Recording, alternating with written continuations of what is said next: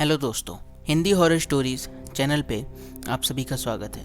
आज मैं आपको अपने दोस्त की भेजी हुई एक सच्ची भूतिया घटना सुनाने जा रहा हूँ। इस कहानी का नाम है घर में गूंजती हुई वो आवाज़। वो पायल की छन छन वाली आवाज़ हमें बहुत डराया करती थी। तो चलिए बिना देर किए शुरू करते हैं इस कहानी को। यह बात उन दिनों की है जब मैं 9वीं कक्षा में पढ़ता था। मेरी उम्र 14 साल थी। कुछ समय मैं अपनी फैमिली के साथ रहता था। मेरी फैमिली में मम्मी, पापा और मेरी छोटी बहन थी। मेरे पापा गवर्नमेंट की नौकरी किया करते थे, इसलिए हमें सरकारी क्वार्टर में रहना पड़ता था। जब मेरे पापा का प्रमोशन हुआ था तब हमने उस कॉलोनी में एक बड़ा सा फ्लैट ले लिया। उसके बाद हम नए फ्लैट में शिफ्ट हो गए। मैं बहुत ही खुश था क्योंकि मैं सोच रहा था कि मैं अपना एक अलग से कमरा लूँगा।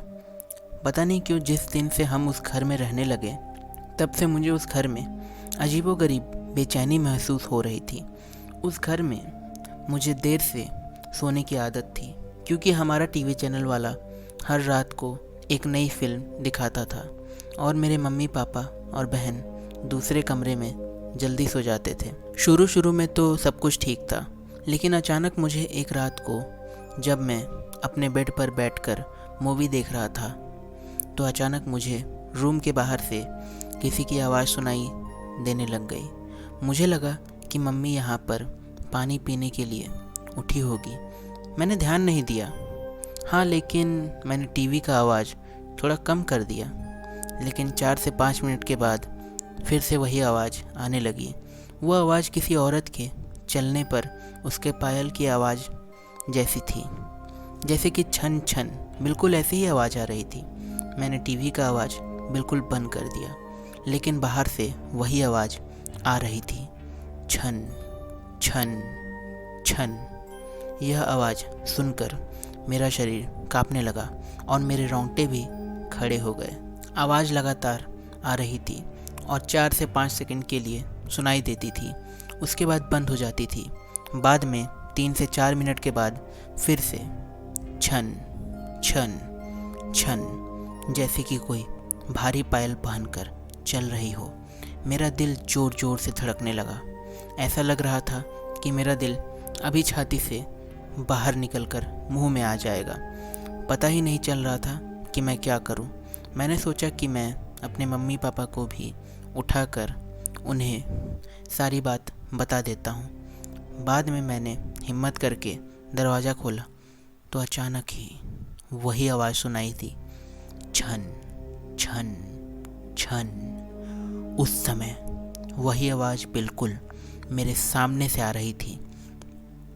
ऐसा लग रहा था कि कोई नई स्त्री चलकर मेरे पास आ रही हो, लेकिन सिर्फ आवाज़ ही आ रही थी। सामने कोई भी नहीं था और आवाज़ भी बिल्कुल स्पष्ट सुनाई दे रही थी, छन छन छन। मैंने मम्मी पापा को जगा दिया और सारी सच्चाई उनको बता दी। मेरे पापा बस इस बात को मानने के लिए बिल्कुल तैयार नहीं थे। वैसे भी वह सब पूरी तरह नींद में थे। किसी ने मेरी बात पर विश्वास नहीं किया।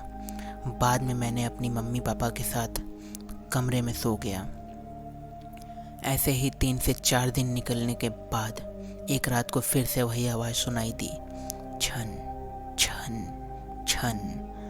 बाद में मुझे उस आवाज़ की आदत पड़ गई। आवाज़ आने का कोई भी समय नहीं था।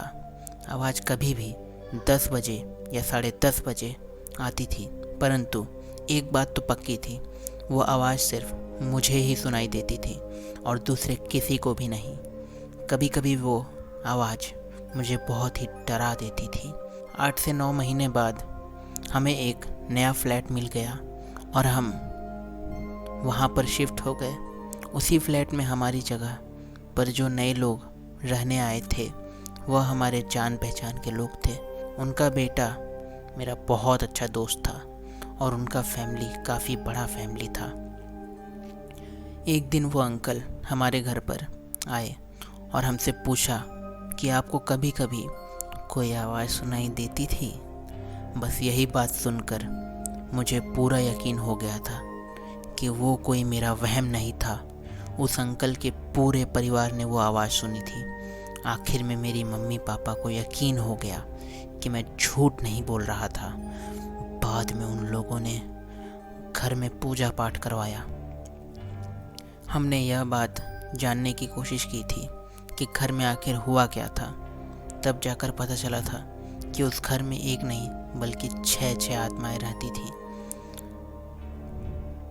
अब बात को 14 वर्ष बीत चुके हैं और अब मैं बड़ा हो गया हूँ।